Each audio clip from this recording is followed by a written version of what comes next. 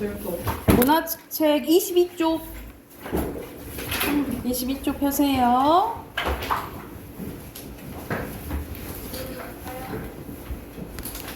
자, 우리가 시에 대해서 계속 하고 있는데 시의 3요소가 뭐라 그랬지요? 주제, 운율. 과자. 몇 쪽이에요? 22쪽이에요. 22쪽 풀어져 있는데. 뭐였지? 주제, 운율, 심상. 그쵸? 근데 오늘 할 부분이 이 심상 부분이에요.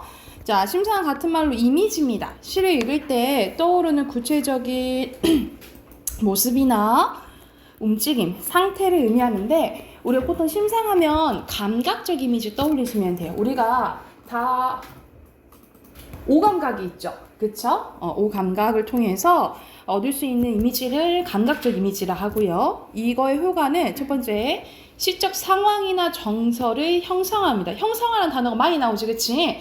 눈에 보이게끔 표현해주고요. 시적 대상의 인상을 선명하게 해줍니다. 선명하게 해주고, 그리고 시의 분위기를 구체적이고 감각적으로 환기시켜줘서 환기를 불러일으킨다, 이런 뜻이야. 시의 의미를 보다 생생하게 전달하는 효과가 있다라고 보시면 돼요. 그래서 종류가 밑에 나와 있는데 우리가 알고 있는 시각, 청각, 후각, 미각, 촉각, 오감각이 있죠, 그쵸? 근데 더 유념 있게 봐야 될 부분이 여기 공감각적 심상이지. 공감각적 심상은 어떤 감각을 다른 감각으로 옮겨지는 것을 얘기를 해요. 그래서 예시 보면 새파란 시각이죠. 초생딸이 시리대. 우리가 이가 시리대 이렇게 많이 하잖아, 그치? 촉각적이죠. 그래서 시각을 어떻게 표현한 거야? 촉각적으로 표현한 거지. 이걸 시각의 촉각화라고 하고, 어떤 감각을 다른 감각으로 옮겨진다라고 해서 공감각적 심상은 감각의 이거라고 합니다. 뭐라 하지요? 옮겨져 가는 거. 이동. 잠깐. 무빙이요? 약간 이가 이로 시작한 게 아니라 이로 끝나요. 예? 다이 변이? 뭐라고? 변이? 아니. 소희 네? 잠깐만요. 아니. 초성 힌트. 이거 병원에서 많이 들을 수 있어요. 변이. 아니 변이. 변이는 변하는 거고 옮겨져 가야죠. 다이 전이. 이전. 전이. 아무도 전이야. 전이. 그래서 감각의 전이라고 하고요. 그런데 선생님 두 가지 심상이 나오면 공감각 아닌가요? 라고 할 수 있는데 이런 식으로 후가, 시가 그냥 연달아 오면 공감각이 아니라 복합이라고 해요. 그래서 공감각이랑 복합이랑 구분하셔야 됩니다. 그냥 나열돼 있으면 복합이라고 보시면 돼요. 그래서 종류는 감각적 이미지의 종류는 이렇게 총 7가지 있고요. 해당하는 예시 오른쪽에 한번 봐볼게요. 김강균의 대생입니다. 향료를 뿌린 듯 직유법이죠. 곱다란 노을이에 노을을 뭐라고 표현한 거야? 향료를 뿌린 듯하다 라고 표현한 거잖아, 그치? 그러면 시각의 뭘까요? 정상화. 시각의 심상. 향료를 뿌린 것 같대, 향료. 전이. 후각. 그렇지, 후각화. 공감각 쓰였고요. 전신주 하나하나 기울어지고 먼 고가선 위에 밤이 켜진대. 밤이 우리 보통 밤이 왔다 뭐 이렇게 표현하잖아, 그치? 근데 밤이 켜진다라고 표현했네. 이건 보통 우리 사람들이 쓰는 표현들이 아니잖아, 그치? 이런 거를 뭐라고 하냐면 낯설게 하기라고 해요. 낯설게 하기라는 표현 기법이에요. 구름은 보랏빛 색지 위에. 이 보랏빛 색지가 의미하는 게 뭘까? 앞에서 나왔던 그렇지, 노을. 은유법이고요. 보랏빛도 있고 여러 색까지 있잖아. 그리고 주황색이지. 그래서 오로라 아니에요? 오로라요. 오로라는 파란색이지. 그리고 마구치랑 한다발의 장미래요. 구름을 한다발의 장미라고 표현했네. 여기도 무슨 법? 은유법. 목장의 깃발도 능근나무도 불면 꺼질 듯이 외로운 들길이래. 들길이 여기서는 외롭다라고 했지만 사실 누가 외로운 거야? 화자가 외로운 거야. 그치? 이 들길은 감정, 이입의 대상이라고 보시면 돼요. 그러면 밑에 봐보자. 향료를 뿌리는 곱다란 노 후각적 이미 쓰였어요? 아니요. 아니에요. 이거는 그냥 후각으로 보면 안 돼. 뭐라 했어? 공감각이에요. X. 밤이 켜진다 촉각이야? 아니요. 아니죠. 보랏빛 색지는 시각? 네. 맞죠. 그리고 다양한 이미지를 사용해서 이거 따뜻한 분위기예요. 아니요. 마지막에 외롭다 했잖아요. 그치? X입니다. 소리 없는 나와서. 자, 여기 유명한, 여러분 알죠? 소리 없는 아나운서 유명하지, 그치? 역설법의 대표적인 거죠? 유치한의 깃발이라는 작품인데 짧은데 많은 표현 방법들이 있는 시예요. 자, 봐볼게. 이것은, 선생님이 이거 표시하는 건 깃발의 의미예요. 그래서 깃발은 이 형광펜을 표시할게. 소리 없는 아우성이래. 여러분, 이거 봐봐. 깃발은 막 움직이는 거잖아, 그치? 근데 이 움직임을 뭐라고 표현을 한 거야? 소리가 없는 아우성이라고 표현한 거야. 아우성은 뭐예요? 소리가 막 지르는 거잖아, 그치? 그러면 전체적으로 보면 시각의 청각. 청각화예요. 시각의 청각화. 여기도 공감각 쓰였고, 표현 방법을 보면은 어떻게 소리가 없는 아우성이 있을 수 있겠어? 대표적인 역설법이죠. 자, 근데 깃발은 어딜 향해서 흔드냐면 푸른 해원을 향해서 흔들어요. 푸른 시각 나왔죠. 그리고 여기 푸른 해원은 이 깃발이 가고 싶은 곳이라고 보시면 돼요. 그래서 이상향이라고 보시면 되고, 그래서 이것은 또 뭐냐면 영원한 뭐야? 놀스테이지의 손수건이래요. 놀스테이지어는 향수 얘기하죠. 향수 뭐야? 퍼퓸 말고 샤넬. 샤넬이.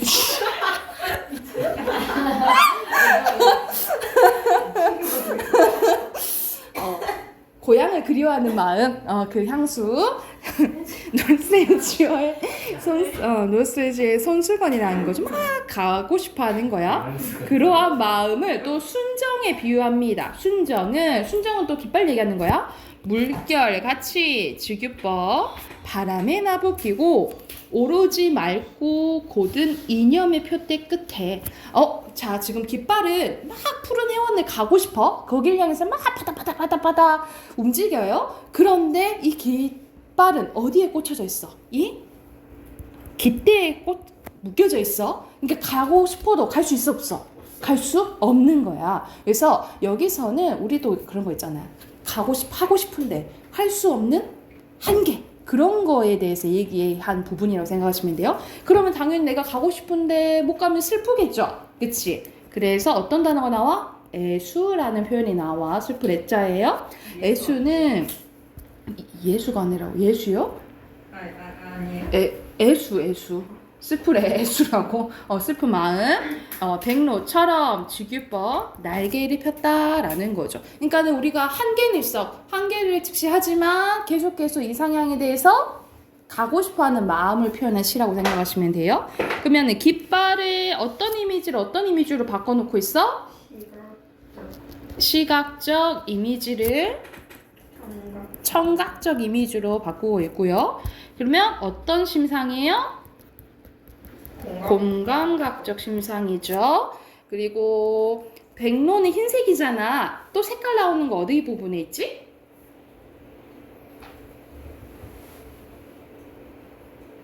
회원?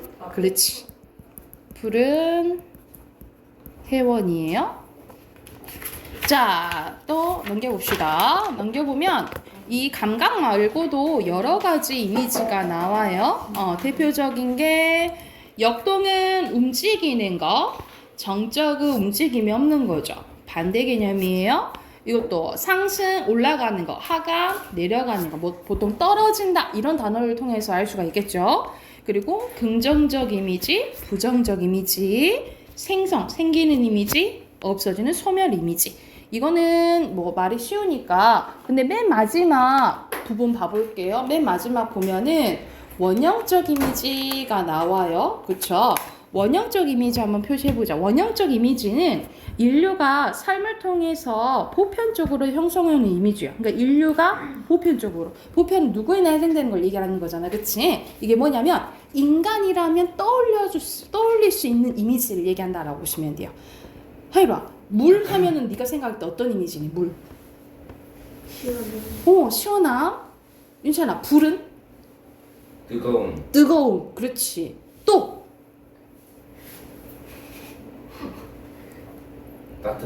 따뜻함. 오케이. 그런 이미지. 이런 것들이 다 원형적 이미지라고 보시면 돼요. 그래서 하여를 예를 들어 시원함. 우리가 물로 씻잖아. 그치? 맨날 우리 물로 씻잖아요. 그래서 보통 물이 뭐 정화 이런 걸 뜻하기도 하고, 아니면은 여러분 그런 거 들어봤어. 니마 그 강을 건너지 마오. 이런 말 들어봤죠? 우리 보통 강을 건너다 이런 의미는 죽음을 의미할 수도 있고, 그리고 불도 마찬가지요. 저승하면은 어떤 거 막 떠올라. 막 불이 막 있는 게 막 떠올리지 않아. 그치? 저승을 우리가 보통 영화에서 그렇게 표현을 하잖아요. 그러니까 뭐 불도 어떻게 보면 죽음을 하기도 한다. 이런 식으로 인간이라면 보통 떠올려질 수 있는 이미지를 뭐라 한다고? 윤찬아 뭐라 한다고? 원형적 이미지를 한다고. 옆에 예시 한번 봐볼게요. 김수영의 폭포입니다. 폭포는 밑으로 떨어지죠. 그쵸? 그럼 어떤 이미지? 하강적 이미지. 그치? 폭포는 고든 절벽을 무서운 기색도 없이 떨어진대요. 그래서 하강적 이미지 쓰였고요. 규정할 수 없는 물결이 무엇을 향하여 떨어진다는 의미도 없이 계절과 주야 밤낮을 가리지 않고 고매한 정신처럼 지규법 쓰였고, 어떠한 정신을 가진 채, 어떤 숭고한 정신을 가진 채 계속 떨어진대요. 그러니까 멈추지 않고 계속 떨어진다는 거야. 이건 시대적으로 보면 김수영은 독재 정권 때 사람이거든요. 그럼 이걸 저항하는 시를 많이 썼어요. 그래서 폭포는 그거에 대한 저항, 정신을 의미한다라고 보시면 돼요. 난 끊임없이 뭐 할 거야? 저항할 거야. 이렇게 얘기하는 거랑 같다라고 생각하시면 되겠죠. 그래서 폭포는 정적인 거예요? 아니죠. 그리고 하강 떨어진다? 맞죠. 자, 밑에 보면 박람수의 새입니다. 새는 울어서 뜻을 만들지 않는데, 이게 뭔 말이냐면 우리가 뜻을 만든다라는 거는 인위적으로 만드는 걸 얘기를 해요. 그래서 여기서 뜻은 인간이 일부러 만드는 인위성에 대해서 얘기한다면, 새는 그와 반대인 자연적인 것을 의미하겠죠. 그래서 새는 뜻을 만들지 않고 지어서 교태로 사랑을 가식하지 않는데, 가식적으로 뭐 하지 않는다라는 거야. 그런데 이 새를 잡는 게 뭐예요? 포수예요. 포수는 자연을 망가뜨리는 폭력성을 의미한다라고 보시면 돼요. 폭력, 또 인간의 문명, 이런 것들을 의미한다라고 보면 돼. 한 덩이 나무로 그 순수를 겨냥하지만 매양 쏘는 것은 피에 젖은 한 마리의 상한 새에 지나지 않는다라는 거예요. 결국 이런 인간의 폭력 때문에 파괴된 자연에 대해서 얘기했다라고 보시면 돼요. 자, 그러면 긍정적인 이미지 새 동그라미 쳤지? 부정적인 건 세모죠, 그쵸? 자, 긍정적인 거 새. 윤찬아 손이 바빠야 되는데.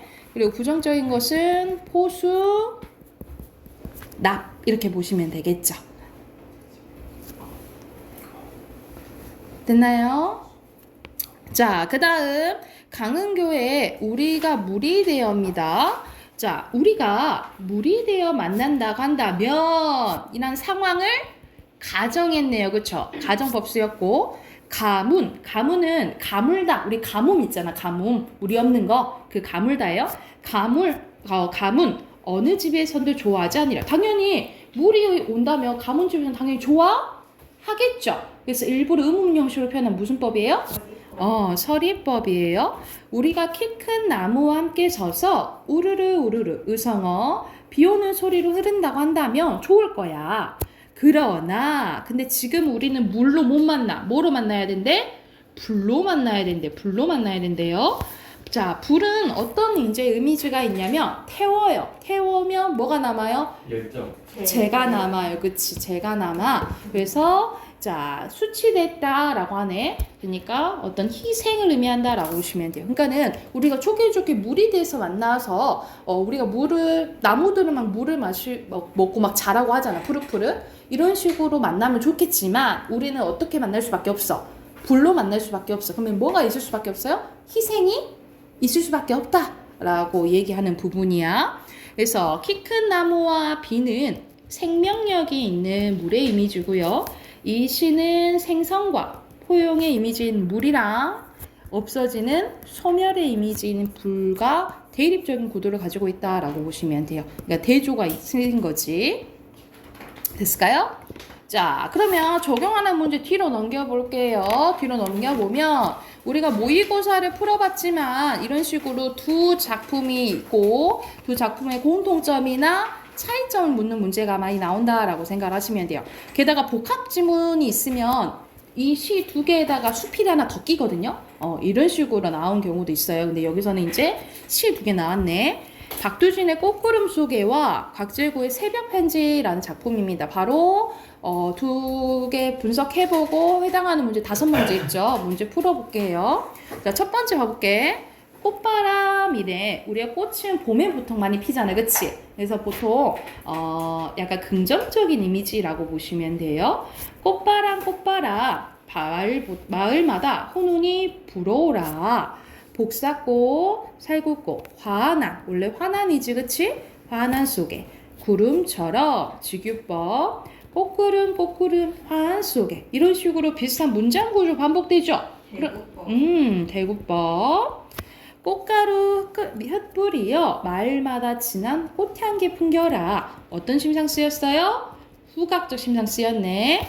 추위와 주림에 시달려 한겨울에 움츠고 떨며 살아나온 사람들. 그러니까 여기서는 보통 추위, 겨울 이런 것들을 부정적으로 많이 쓰여요. 그쵸? 그래서 선생님 보통 동그라미 친 건 긍정적인 거, 세모 친 건 조금 부정적인 거라 생각하시면 돼요. 이런 것들을 우리가 시련, 고난들이라고 생각하시면 되고 사실 박두진은 일제강점기 때 사람이에요. 그러면 선생님이 세모 친 것들은 어떤 시대 얘기하는 거야? 일제강점기 얘기하는 걸 생각하시면 되겠죠.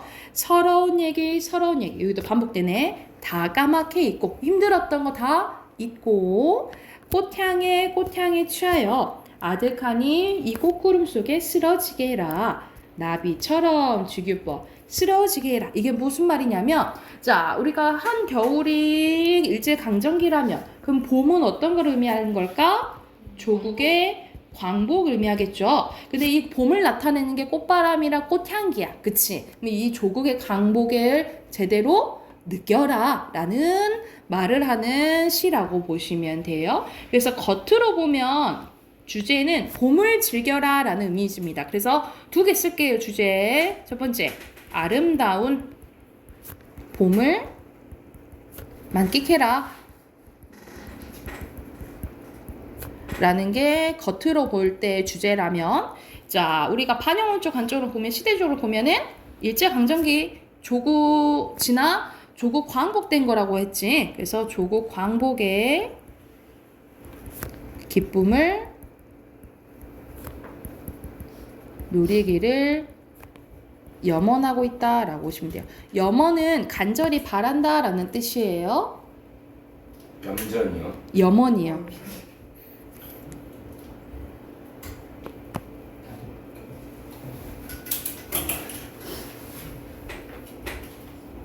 됐나요?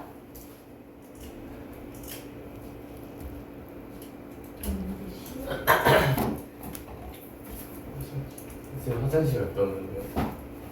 갔다 오세요. 이것만 하고 갈게요.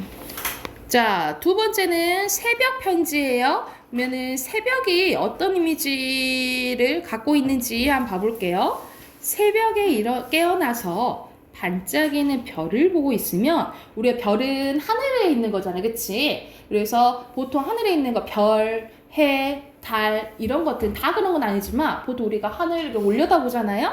그래서 여기서 별은 내가 바라는 이상 또는 희망 이런 긍정적인 것을 의미한다라고 보시면 돼요.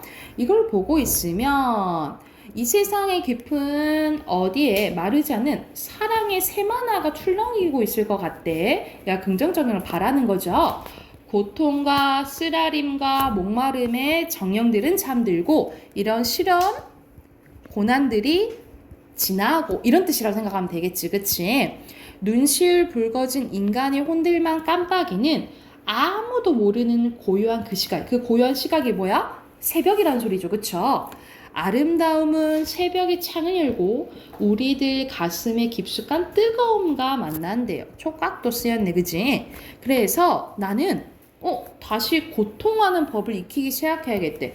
얘네들이 갔는데 왜 고통하는 법을 배운다고 얘기를 하지? 근데 사실 우리가 일시적으로는 이 시련 고난이 이렇게 잠잠해질 수 있지만 우리가 뭐 예를 들어 새벽이 지나 아침이 되고 점심이 되고 저녁이 되면 또다시 고통이 올 수도 있잖아요. 그치? 그거를 계속 그래도 감내하겠다라는 다짐이 드러난다라고 보시면 돼요. 그래서 여기서 고통하는 법을 익히기 시작해야겠다라는 소리는 다시 한번 오게 될 고통을 다시 한번 참고 견디겠다는 의지가 드러난 부분이라고 보시면 돼요.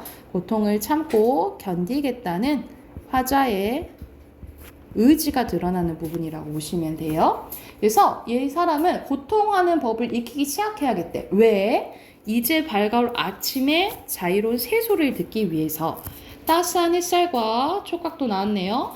바람과 그리고 라일락 꽃향기를 맡기 위해서 그리고 진정으로 반복됐네. 너를 사랑한다는 한마디 새벽 편지를 쓰기 위해서. 그래서 여기서는 요것들을 하기 위해서 고통하는 법을 익히기 시작했다라고 나오죠. 그쵸? 크게 어순이 바뀌었네. 어순이 바뀌면 그렇지. 선생님 표시한 부분 도치법이에요. 도치법. 자, 그래서 새벽 편지를 쓴대요. 그래서 새벽 편지를 쓰는 이유는 내가 잘 살아보겠다는 희망찬 삶에 대한 화자의 의지를 다지는 행동이 새벽 편지 쓰는 행동이라고 생각을 하시면 돼요. 그래서 새벽에 깨어나 반짝이는 별을 보고 있으면 이 세상의 깊은 어디에 마르지 않는 희망의 새만화가 출렁거리고 있을 것 같아. 그래서 지금은 힘들지만 그래도 계속 이겨내 가 보겠다라는 시라고 보시면 됩니다. 그래서 주제는요, 고통스러운 현실에서 발견하는 사랑과 희망이라고 보시면 됩니다. 주제 쓰시고 옆에 5문제 풀어볼게요.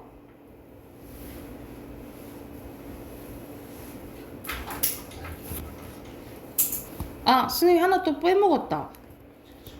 여러분 이거 보면은 여기 반복되죠? 구별을 안 하네. 수미상관 또 쓰였어요. 여기까지 사랑의 샘, 희망의 샘 여기 반복되죠, 그쵸? 그래서 첫 부분이랑 끝 부분 반복되는 수미상관 쓰였다라고 보시면 됩니다. 자, 1번 답 확인해보면 여기서는 앞에 선생님이 대구법 나온다 했잖아요, 그치? 그리고 나에서는 수미상관 나오죠? 반복돼요. 1번이고요. 그리고 2번에 뭐처럼 막 쓰러지라 했어? 나비처럼. 향유는 즐기는 거 얘기하는 거야. 그리고 3번의 기억은 꽃바람이 불어오라고 했고, 니은은 정령들이 잠든다 했잖아요. 움직이고 안 움직이고야. 3번이고요. 자, 4번은 이렇게 좀 길긴 하지만 읽으면 시만 잘 파악했으면 쉬운 문제였어요. 자, 답은 5번인데 꽃가루 흩뿌리는 것은 긍정적인 거라 했잖아요. 그치? 고달픈 부각하는 거 아니죠. 그죠? 그리고 5번에 얘는 뭐 했어요? 새벽 편지를 쓰죠. 새벽 편지를 쓴다. 그리고 그것은 무엇을 뜻해요? 쌤이 써줬잖아. 희망찬 삶에 대한 화자의 뭐를 드러낸다? 그치. 화자의 의지를 드러낸다. 쓰시면 되겠죠. 독서 펴세요. 지금 문법 보면 안 돼요. 독서할 차례예요. 아, 나도 안 돼. 왜? 자, 내용 전개 방식 봐볼게요. 여기서는 28쪽인데 자, 비교와 대조, 분류가 나와요. 그래서 우리가 이제 비문학 지문이 나올 때 가장 많이 나오는 설명 방법 중에 하나이기도 해요. 자, 비교와 대조는 여러분 알잖아. 두 대상의 공통점을 찾으면 뭐예요? 비교고, 차이점을 찾으면 대조죠. 그치? 그래서 이 비교와 대조의 대상이 되는 것들을 찾아서 표시를 한 뒤에 그 다음에 대상의 특성을 파악하면서 읽어라 라는 내용이에요. 그러면 바로 예시 한번 봐볼게요. 먼저 플라톤에 대해서 나오네요. 플라톤은 존재를 끊임없이 변하는 존재와 영원히 변하지 않는 존재로 나눴대. 그는 우리가 경험하는 현실 세계의 존재는 변한다고 생각을 했대요. 그래서 현실 세계에 존재하는 모든 것의 근원을 이데아로 정하고 이데아를 영원하고 불변하는 존재 그 자체로 완전한 진리로 여겼다라는 거예요. 반면에 현실 세계의 존재는 이데아를 모방한 것일 뿐 이데아와 달리 불완전하다고 봤는데 또한 감각을 통해 인식할 수 있는 현실 세계의 존재와 달리 이데아는 오직 이성에 의해서만 인식할 수 있다는 이성 중심 사유를 전개했다는 거예요. 우리 이성은 옳고 그름을 판단하는 거잖아, 그치? 그래서 플라톤의 이러한 철학적 견해는 이후 서양 철학의 주류가 되었다라는 내용이네요. 그러니까 이건 간단하게 얘기를 하면 자, 플라톤은 변하는 존재와 변하지 않는 존재로 나뉘었고 우리 현실 세계 있죠? 이 현실 세계는 다 변하는 걸로 봤다 이 말이야. 그리고 이게 이원론적 세계관이에요. 우리가 살고 있는 현실 세계에 있고 또 다른 세계가 있다라고 본 거야. 변하지 않는. 그래서 예를 들어서 기독교로 치면 우리가 죽으면 어디 간다요? 지옥 아니면 천국 간다 하잖아. 이런 식으로 이 현실 세계가 있고 그리고 뭐 천국이 있는 이런 이원론적 세계관이 플라톤이라고 생각하시면 돼요. 그러나 플라톤의 견해는 서양으로 한 서양 철학의 주류적 입장은 근대에 이르러서 니체에 의해서 강한 비판을 받았는데요. 헤라클레이토스의 견해를 받아들인 니체는 영원히 변하지 않는 존재, 절대적이고 영원한 진리는 없다라고 주장을 한 거야. 그러니까 예를 들어서 우리 이 현실 세계가 다지 천국 있다 없다? 없다! 이렇게 본 거예요. 또한 우리가 살고 있는 현실 세계가 유일한 세계라면서 신은 죽었다라고 선언하며 형이사학적 이원론이 말하는 진리, 신 중심의 초월적 세계, 합리적 이성체계를 모두 부정했다라는 거예요. 니체의 형이사학적 이원론이 진리를 영원 불변한 것으로 고정하고 현실 너머의 이상세계와 초월적 대상의 생명의 근원으로 설정함으로써 인간의 삶을 부정하도록 만들었다라는 거죠. 그래서 생명의 근원과 삶의 의미를 상실한 인간은 허무에 직면하게 되었다라는 거야. 그러니까는 예를 들어서 여기 현실 세계가 있고 뒤에 사후세계가 있다라고 쳐봐요. 근데 그러면 여기는 허무한 거고 여기는 모방한 거고 진짜는 그 세계야, 천국이야 라고 얘기하면 여기서 열심히 뭔가 하겠어? 그렇지? 않을 거잖아. 그치? 그래서 그런 생각을 막 하다 보면 인간이 허무함에 빠져들게 된다라고 이제 이 사람은 본 거예요. 그러면 여기서는 크게 누구와 누구의 이야기야? 플라톤과 니체의 이야기 나오죠. 그쵸? 그러면 어떻게 표시하면 되겠어? 플라톤, 니체 이렇게 표시하시면 되고요. 그리고 비교 대조가 쓰였음을 알 수 있는 표현은 크게 상반된 그러나 여기 표시하시면 됩니다. 그러나 그리고 플라톤은 두 존재로 나뉘었고 니체는 영원한 건 없다 이렇게 봤지요. 이해됐을까요? 이게 비교와 대조 이런 식으로 이제 나오고요. 오른쪽에 가보면 분류입니다. 분류는 나누는 거지 대상을 일정한 기준에 따라서 나누는 방식을 분류라고 합니다. 그래서 나뉜 대상을 찾아서 표시를 한 뒤에 자 분류 기준 파악하고 또 이것도 대상의 특성 파악하면 된다라고 보시면 되는데 자, 첫 번째 문단부터 바로 봐볼게요. 비만의 판정과 관련해서 쓰이는 체질량 지수는 신장과 체중을 이용한 여러 체격 지수 중에 체지방과 가장 상관성이 높은 것으로 알려져 있습니다. BMI는 체중을 신장의 제곱으로 나누고 있는데 자, 이 수치면 정상, 23이 이상이면 과체중, 25 이상이면 경도 비만, 30 이상이면 고도 비만을 판정한대요.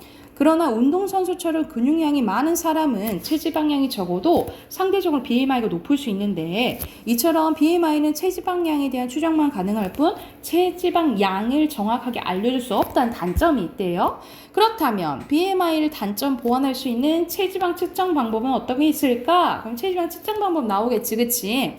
체지방을 측정하는 방법 중 가장 간단한 방법은 피부 두겹법이 있습니다.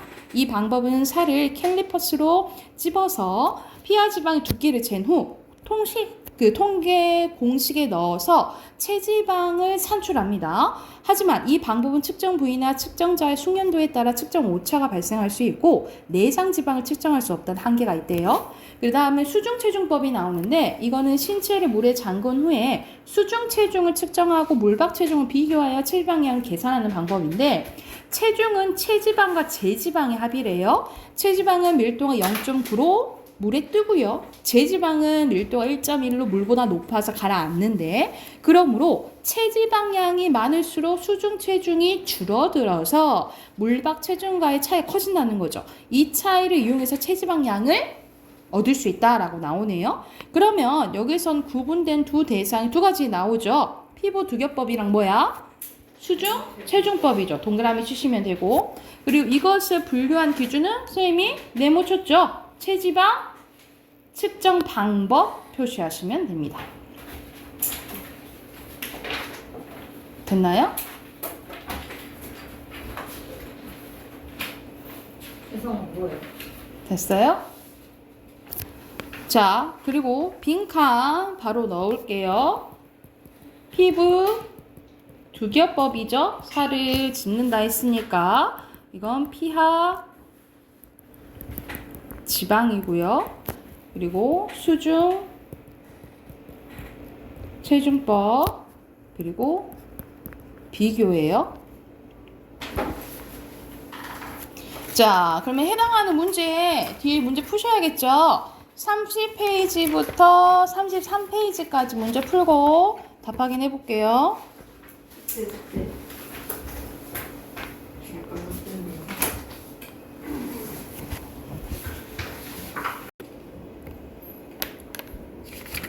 33쪽까지 마저 풀어 오시고 내일 틀린 단어 바로 써오세요. 네, 틀린 단어 써 오시고, 설아는 교재 구매해 오시고.